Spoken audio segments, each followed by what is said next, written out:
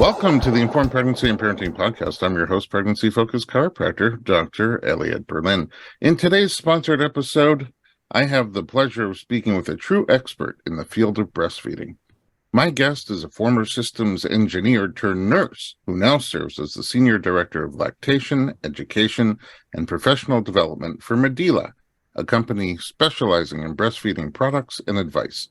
She's here to impart valuable knowledge for expectant parents and to showcase the various products, services, and resources offered by Medela. Dr. Angela Lang, welcome to the podcast. Good morning. Thank you. My pleasure. I'm very excited to learn more about Medela and the products and services that they offer.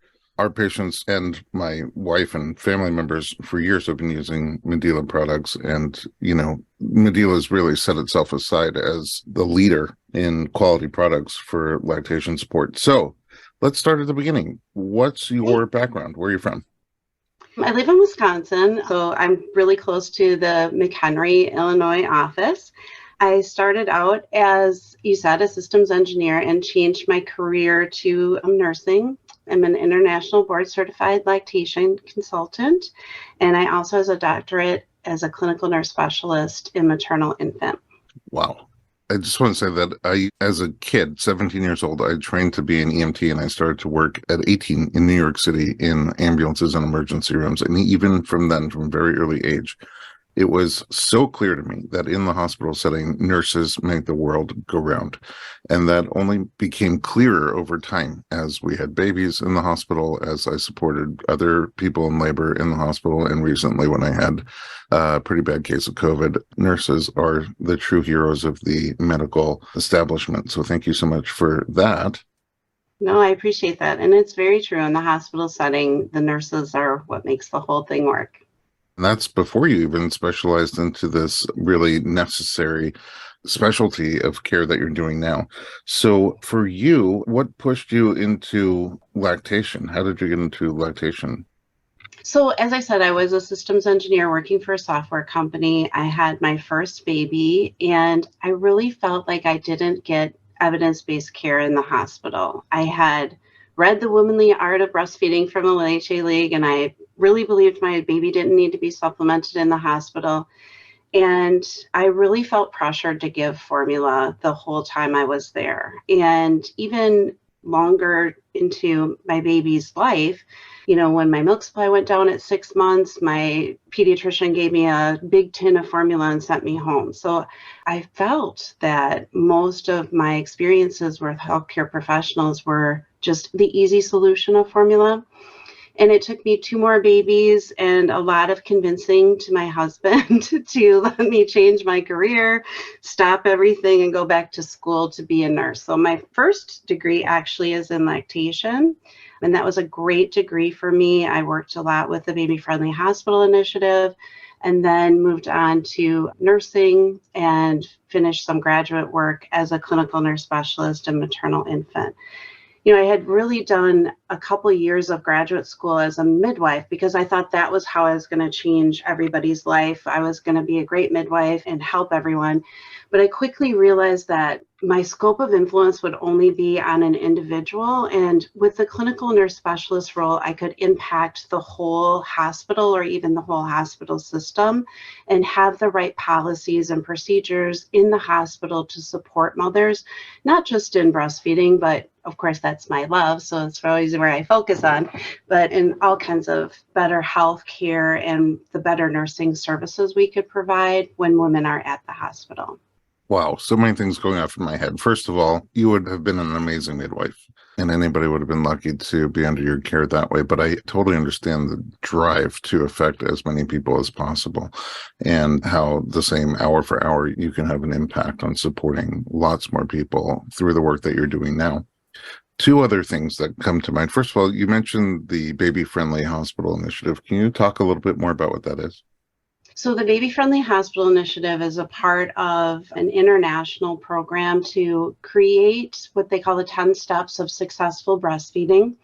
And that's really to empower hospitals to have the right policies and procedures that support breastfeeding. So for instance, one of the big things in the Baby Friendly Hospital Initiative that I spent my entire career doing probably educated more nurses than I can even think of, is doing skin to skin in the first hour. So what I love about your program, Dr. Berlin, is you have a whole audience of people that actually care about learning about things for pregnancy and how they can prepare for birth. And I would say that's my number one best thing, top tip, is making sure you get that first hour of skin to skin, because it's the most predictive of long-term breastfeeding success. Wow. Dr. Lang, so based on your own personal experience where you felt like the hospital, their easy solutions for anything that came up with feeding your baby was to give formula, and now your advocacy for helping people succeed in breastfeeding. It feels like there's a dynamic where you support breastfeeding and we're frustrated at formula. Can you tell me more about that philosophy in your mind? Yeah, definitely. I think what most hospital practices kind of set women up to have to supplement in the hospital, whether it's being separated from the baby, or it's just in some ways the easier answer for nurses and for physicians. If things aren't going well, like, let's just give the formula and we know that the baby will eat and then the baby will go home. And the problem is we're not looking at that kind of holistically, right? The best nutritional setup for a baby and the mother really is long-term breastfeeding. So really giving the support to moms when they're in the hospital so they can be successful is, I guess, my one and only thing that I focus on every day of my life. And, it's important to say formula has come a very long way. And there's a lot of nutritional goodness in formula for babies. And that you are an advocate for informed choice, just like I am. Yes. We don't judge anybody for their choices that they make. What we're trying to do is make sure that there's clear information about pros and cons of all the options available. And sometimes in the hospital, well-intentioned people are just like, oh, that baby's not eating well, let's give formula, without thinking about other options. And so, yeah, 100%. I am a nurse. I'm a firm believer in supporting women in all of their choices, whatever they are. I just want them to be informed choices. And so the imperative of human milk is really important. And formula is good. And I'm not going to say that it doesn't have a place, because when a baby does need to feed, I'm not the kind of lactation consultant that doesn't say, oh, no, formula never. I just try to maximize the breastfeeding success so that we don't have to use formula, but I absolutely use formula in my practice. It's an important part of babies and also moms, right? Because all moms want to feed their babies. So it's just the balance. How do we make sure that we're maximizing her milk potential and then we're also feeding babies? Yeah, that's really well said. You're with Medela. How did you guys connect? How did you come to work with Medela? It's a great question. Medela has been a part of my life for probably the last 25 years. I was a breastfeeding mom who used Medela products to make sure I could maintain my milk supply when I was separated from my baby. And all I really wanted to do was be able to breastfeed my baby. So interestingly enough, I had my first baby in 1997, and the first pump and style came out in 1996. I just learned this recently. And I just think it's funny because I just thought, well, this is what everybody does. They go get a pump and style at the store and then they just start breastfeeding and pumping. So I just learned that. I thought it was pretty cool that I was really a trailblazer at the time. I didn't even know it. And I really trusted Medela as a mother, but I also trusted the products in the hospital. We have our products in 6 million hospitals and homes. It's a trusted, tried and true research-based product that I always felt comfortable in my professional practice using. It was kind of like the mainstay. And because of the evidence and research that Medela does on their products, we absolutely knew that they could bring in good milk supplies for mothers and babies. And I guess for me, coming to work for them, I really was aligned with the mission and vision of the company. And, the first line of the job description is spearhead the company's mission of enabling moms to successfully initiate breastfeeding for their babies and sustaining that feeding of breast milk throughout at least the first 12 months of life. And that fundamentally at my core is who I am. I became a clinical nurse specialist to save the lives of babies. I really focus on infant mortality, and Medela really works in that area. This is a life-saving measure in many other countries. We're in 100 different countries around the world. And so for me, I'm so honored to work for such a great company. What specifically are your goals there in your position? So my goals, I really have the greatest job ever, to be honest. My goals are really to keep our lactation professionals up to date with evidence-based information. So one of the things that we do, which we've always done as a big history of the company, is we provide webinars, in-person meetings that we help with lactation education. We have some of the world's most renowned researchers in lactation that we support. And, we support that research because it helps us make better products, but we also share that information. So one thing that's really important to us is a lot of lactation consultants now don't even work in the hospital. They work in the community. And that's been a big shift really over COVID. I've seen just a kind of complete change with that. So we make sure that the research that we publish is also free and available so that you don't have to be in a big academic setting to read the research. And then really my job is kind of bridging that prenatal mom and lactation consultant and other healthcare providers to research-based products, enable moms to successfully breastfeed. So I feel like I have the greatest job ever. Wow. And I know because I work with your clients all the time, Medela consumers, that the support that you're able to give them, I once heard a lactation consultant say that everybody who successfully breastfeeds for 3 months or more has thought about quitting seriously at least twice. And so the support that you give and figuring out how to help people overcome those hurdles and roadblocks is incredible work. Let's take a quick break. When we come back, we'll continue learning more about Medela and the products and services, because there's been a lot since the pump and style. We'll be right back with Dr. Angela Lang.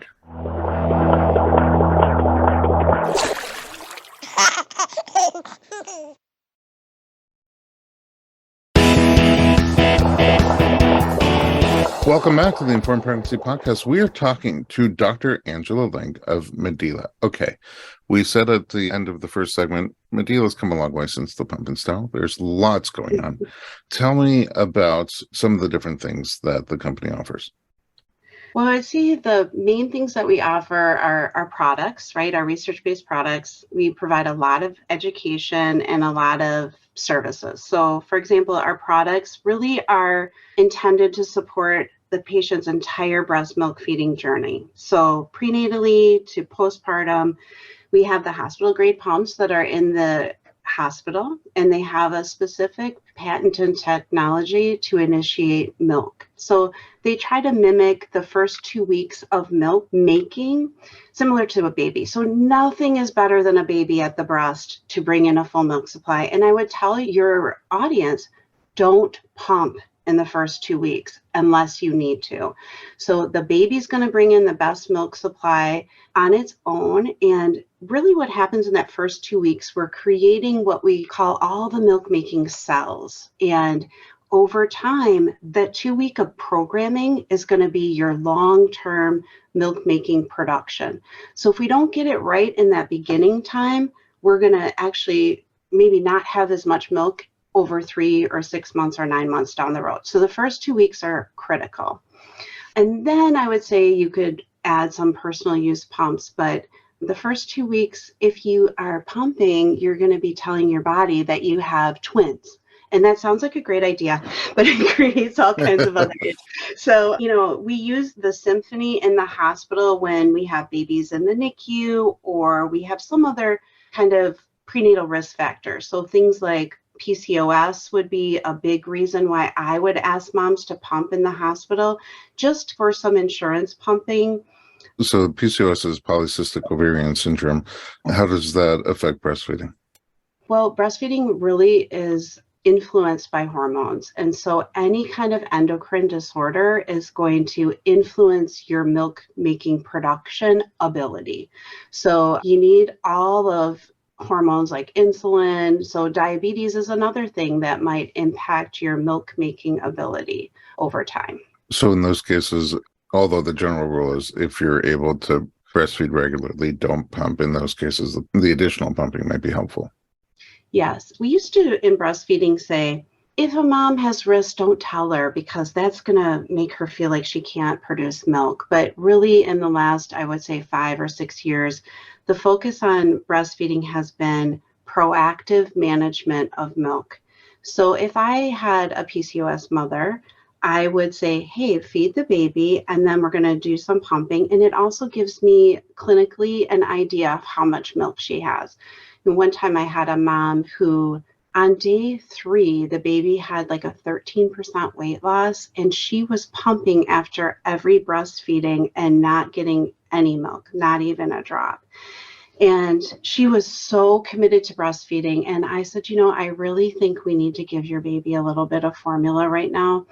And I mean, crying, just hysterical. And I was like, wow, this is so hard to deal with, because I felt so bad for her, but that baby really needed to eat. So I use it a lot prenatally. We sometimes ask moms to do some antenatal expression and then in the hospital. So the Symphony pump really works to help sustain initiation. So it has this patented initiation technology. And then we also have the breast pumps that we use at home, the maternity and nursing apparel. So we have bras and tank tops. We have all of our storage solutions, which you probably know about since you've had babies. And then we have cleaning products and sanitizing products and even pacifiers. We have the whole gamut. And then really for the education piece, that's where my focus is in the corporation. Wait, before we get there, can you tell me about some of the innovations and changes of pumps or newer pumps that have come out over the years?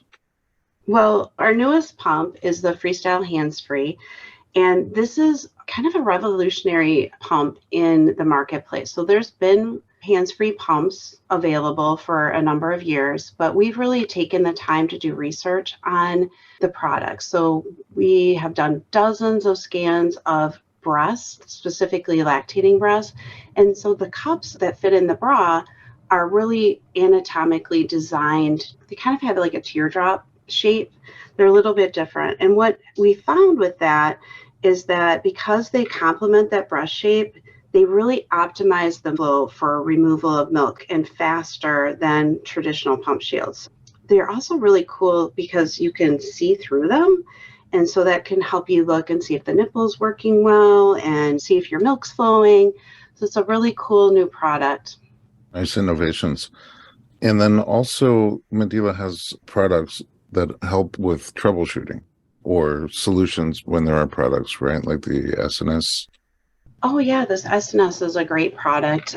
Used it a lot in my practice.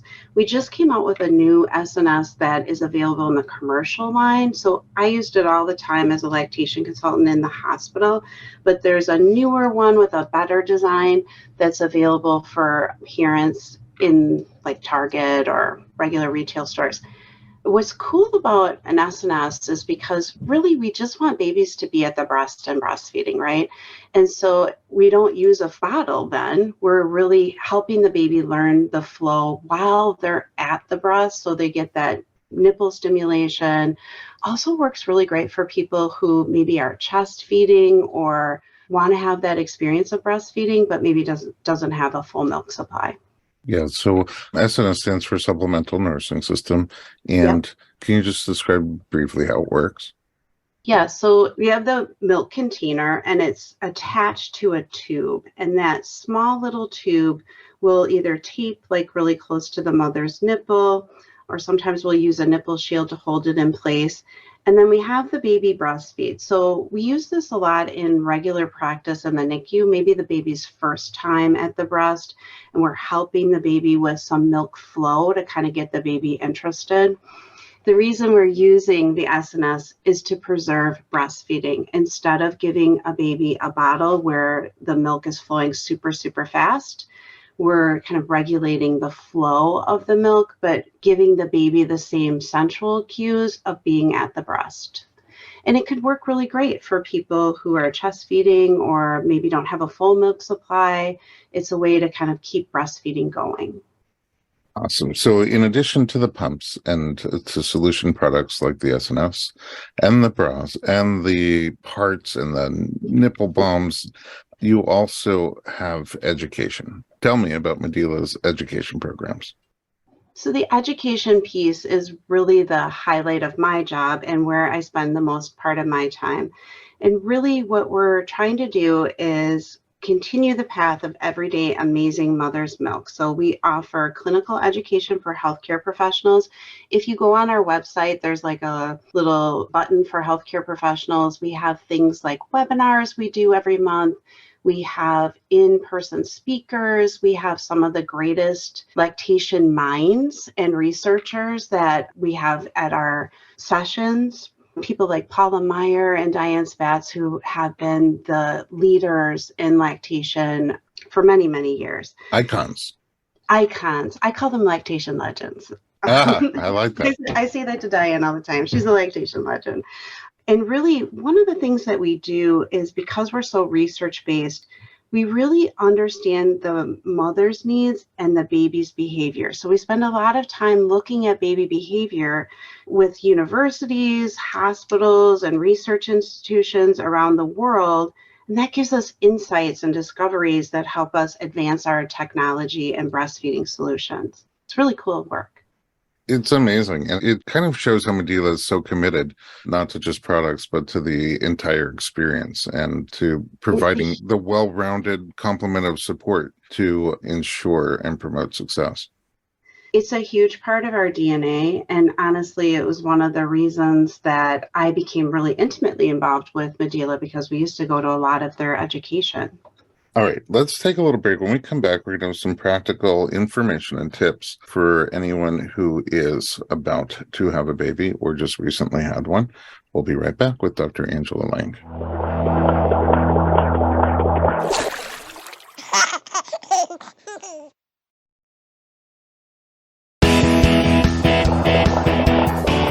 Welcome back to the Informed Pregnancy Podcast. We're talking to Dr. Angela Lang of Medela. Okay, let's talk about some facts that would be helpful for someone who is about to embark on a breastfeeding mission or somebody who's just embarking on one now.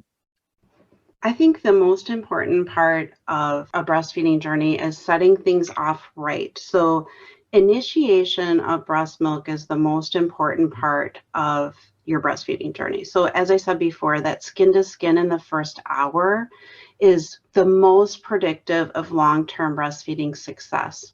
Removal of milk in the first hour is most predictive of long-term milk supply. So those two things that happen in the first hour where it's dizzy and there's a million things going on in the OB room, we really want to keep the mom and baby together and allow that baby to find the breast on its own and initiate its first latch. And you know what? These babies, they're so amazing. They are way smarter and stronger than we think they are. You know, people always think that babies' heads, need to be supported. When you watch a baby skin to skin and they lift their head up and go straight for the nipple, it's like the greatest thing ever. You just are so amazed with how talented and smart they are right from the beginning. It's so incredible to watch that.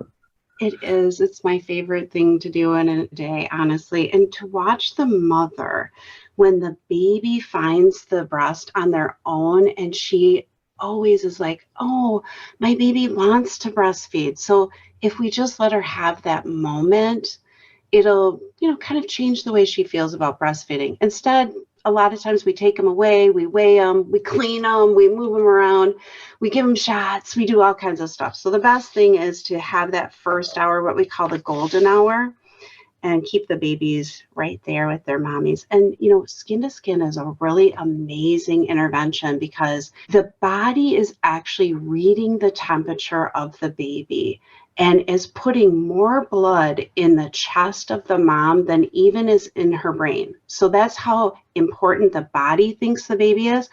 And if you had two babies, each side of the breast would be a different temperature to warm the baby that it's regulating, Oh, which is wow. unbelievably fascinating. Doesn't work with 3 babies, but if you have twins, it'll still work. Wow, that's a fascinating tidbit that I didn't know.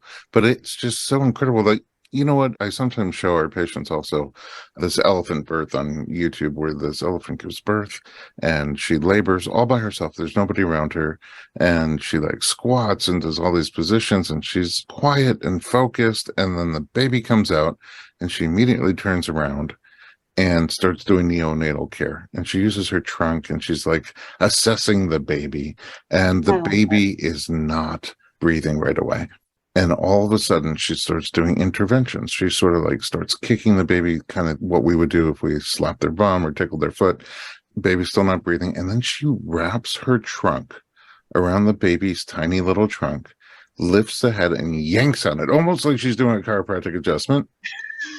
I'm like, what? And then the baby starts breathing. And I am like, how does this woman, elephant, Mhm. know? Like, she didn't go to medical school. She didn't take a class, read a book, listen to a podcast, watch a Mhm. documentary. How does she even know that she needs to do neonatal care and assess that the baby's not breathing and realize it's a problem and have solutions?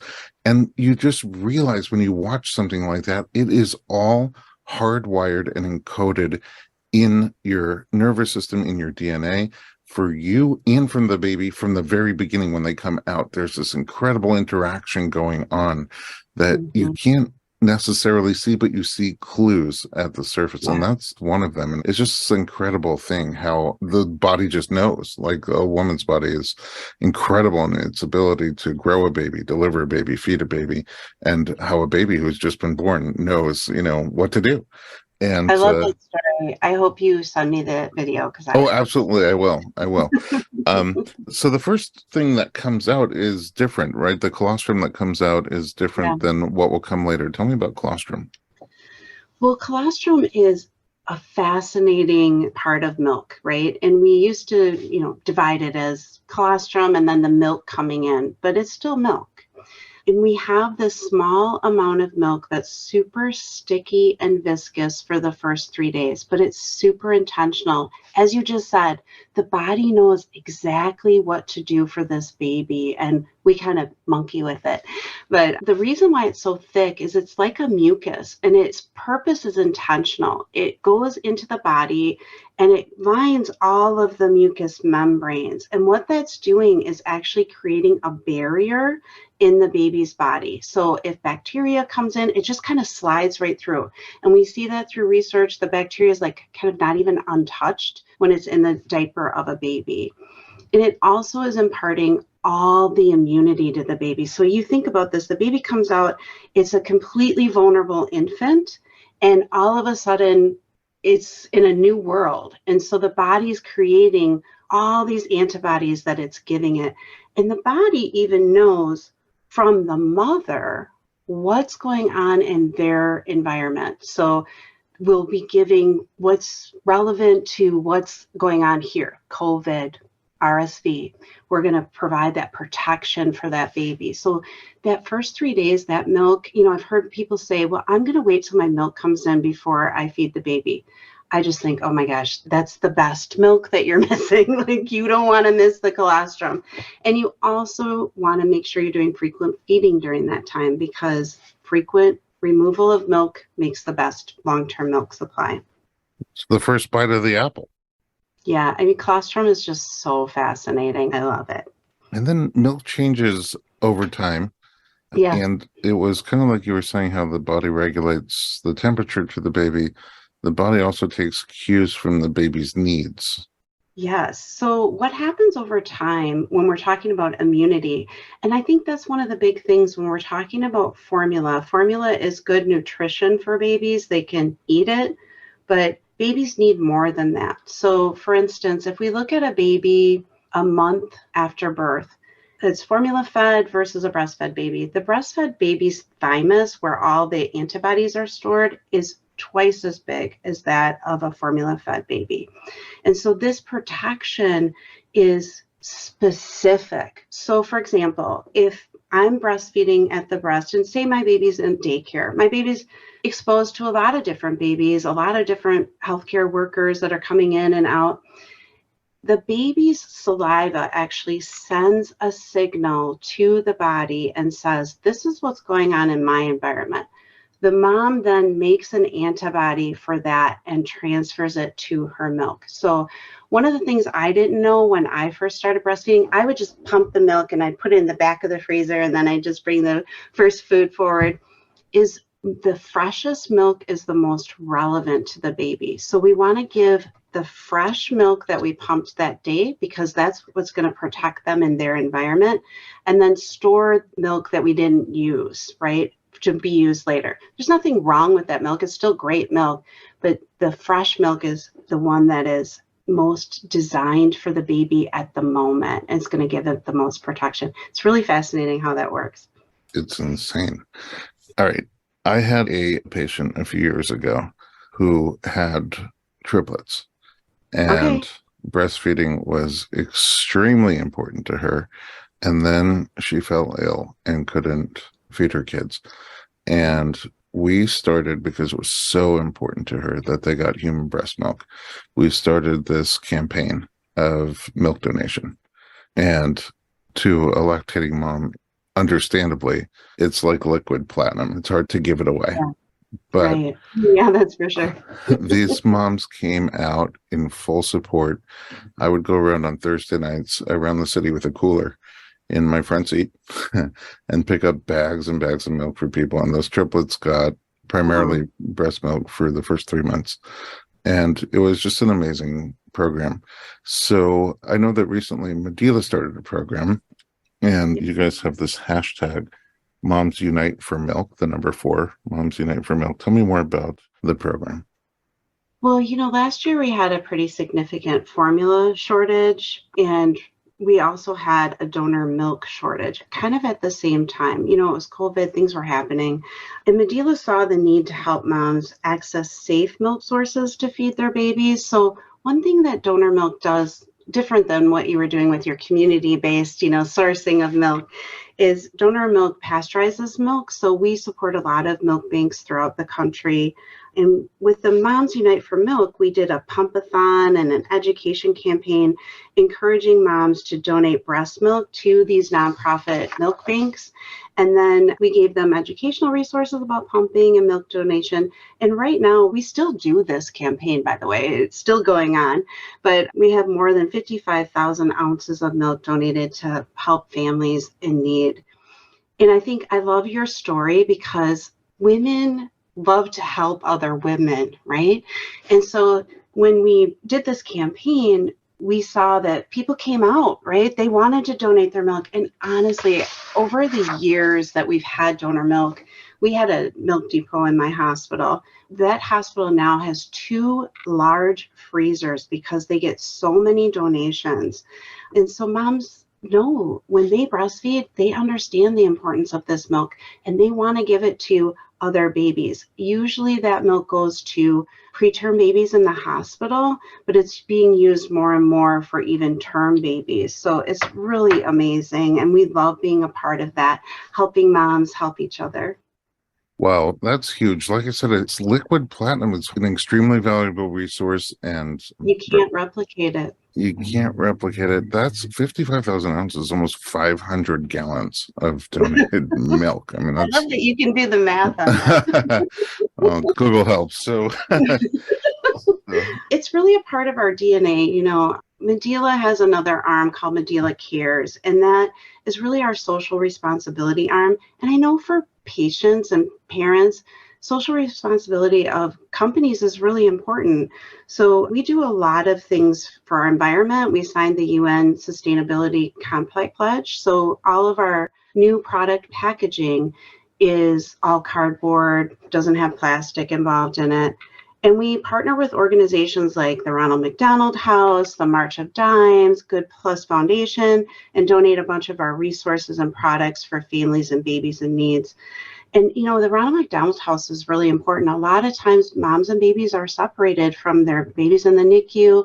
This allows them to be able to pump when they're back home at the Ronald McDonald House. So it's a great partnership that we have. And, another thing I just wanted to mention, because it's really at the top of mind, we just got the Pump Act passed legislation, which requires employers to provide workspaces or lactation spaces for pumping moms. It's been many, many years that we've been working on that. And we have a program that we partnered with Mamava. It's called KIN, and it allows employers kind of like a ready-made lactation services support so they can provide those lactation rooms. Have you ever seen those lactation rooms that are in the airport? Yeah, the pods. Yeah, those pods. So some places don't have room that they can give up. Like I worked at a hospital where it was tight. I mean, there wasn't any place to like find an extra room somewhere. And so we brought in a Mamava pod. So we had places for people to pump. And it was really nice because it was actually more in the lobby area. So visitors pumped there all the time too, and our nurses. So it's pretty cool. That's incredible. You are a wealth of information. Thank and you. Medela is a wealth of valuable support in services and products. And I learned a lot today from you. And I thank you for that. This was really fun. I really appreciated learning from you as well. It's mutual. Okay, so where can we find Medela online? So the United States has Medela.us, and then Medela.com is our overarching global company. Also, we have a Medela family app that you can get in the App Store, and that's a great product that helps moms keep track of their milk supply. It also Bluetooth connects to our smart pump, so really a great tool for moms. Our Instagram is at Medela_US, and we do a lot of fun TikTok videos. I'm old, so I'm not really into TikTok videos, but we have really good people that do that, and that's at Medela_official. Awesome. Okay, Dr. Lang, I appreciate you again. And to our listeners, thanks for listening to the Informed Pregnancy Podcast. If you like our program, share us with your friends, leave some feedback in your podcast app, and visit us online at informedpregnancy.com.